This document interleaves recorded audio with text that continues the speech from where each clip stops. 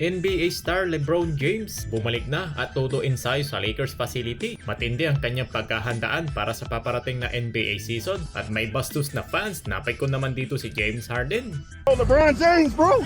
LeBron James! Isa-isahin natin yan ditong pag-usapan para sa ating video na ito.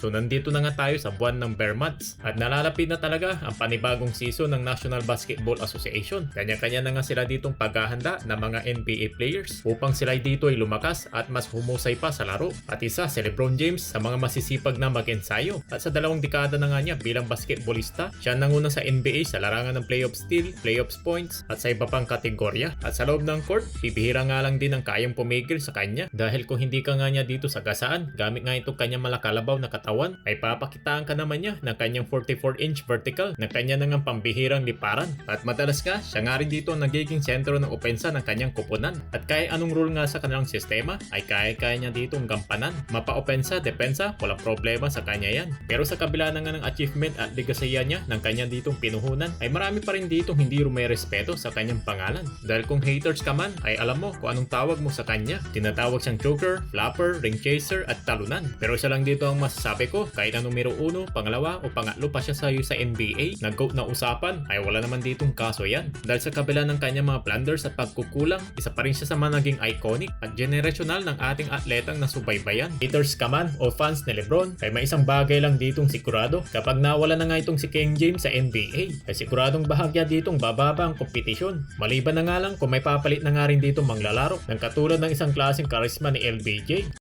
At sa nalalapit na nga panibagong NBA season, ay todo ensayo na nga itong si LeBron James. Panorin natin to.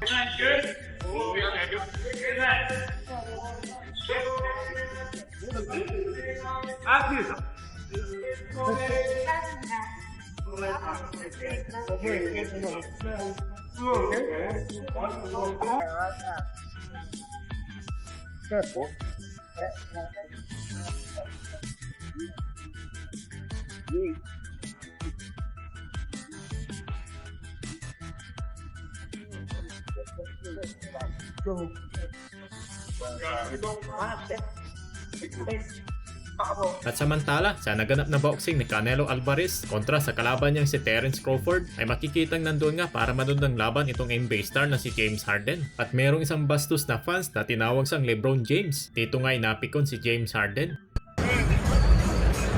Oh my God, knew that was you, bro. LeBron James, bro.